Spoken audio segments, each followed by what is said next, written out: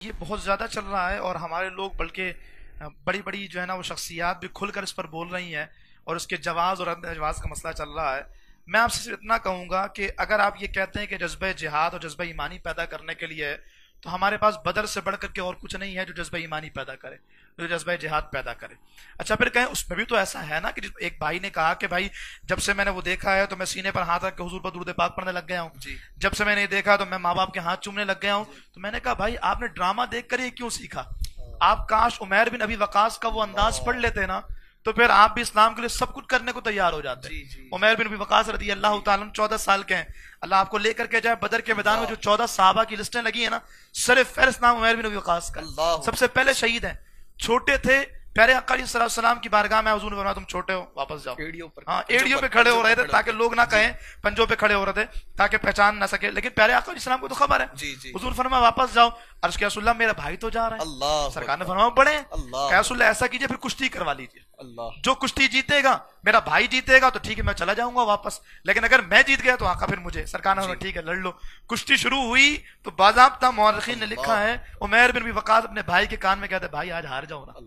अल्लाह अकबर कबीरा। काश हम ऐसे वाकयात पढ़े ना। फिर कुश्ती हुई, भाई हार गया, उमैर बिन वकास जीत गए और जंग में चले गए और शहीद हो गए।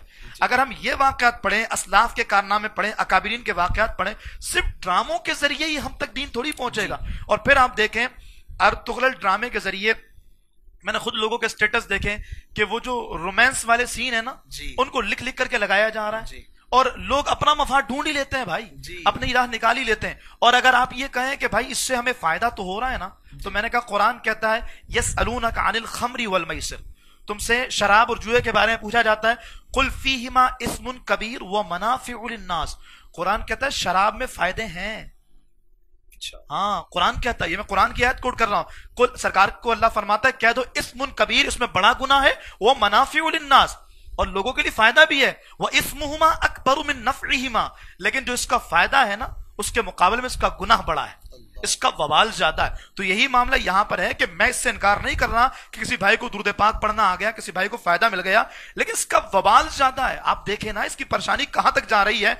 अगर आप इस वजह कर ये दरवाजा खोलते हैं कि भाई इसमें अच्छा पैगाम है, तो ड्रामों का जवाज है, लड़कियां हैं, म्यूजिक है, सब जायज हो गया। हुजूर की सारी हदीसें पसे पुष्ट गई। तो फिर वो अभी एक ड्रामा बड़ा फेमस हुआ था जिसके बारे में उलमा ने बड़ी बात है कि हर एक उस ड्रामे का जिक्र कर रहा था। तो वो ड्रामे के प्रोड्यूसर साहब पूछे, ड्रामा बनाने वाले से पूछे, वो कहेगा मैं अच्छा पैगाम देना चाह रहा हूं भाई, मेरा मकसद नहीं लड़के लड़की दिखाना, मेरा मकसद नहीं म्यूजिक दिखाना, मेरा मकसद तो अच्छा पैगाम कन्वे करना। तो हर कोई यही कहेगा, फिल्में बनाने वाला भी ये कहेगा मैं बेहयाई थोड़ी दिखाना चाह रहा हूं, मैं तो बताना चाह रहा हूं कि रेप कैसे हो जाते हैं मादल्ला, मैं ये बताना चाह रहा हूं कि इस तरह की चीजें आएंगी।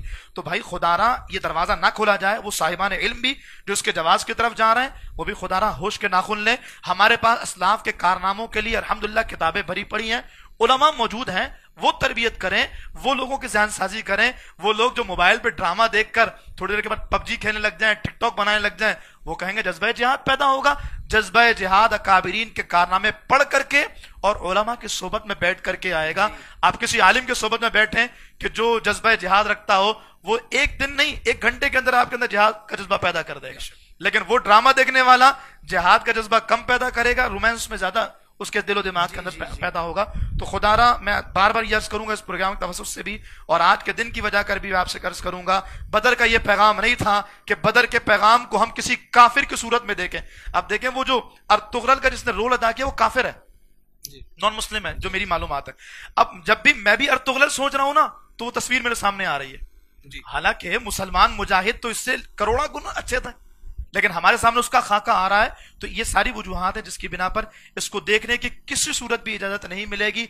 बहुत अच्छा किरदार है, बहुत अच्छी कहानी है, बहुत कुछ है, लेकिन इसके बावजूद शरीयत मुताहरा की लगाम हमारे पास है और इस सूरत में हमें इसकी इजाजत हरगिज़ नहीं मिलेगी।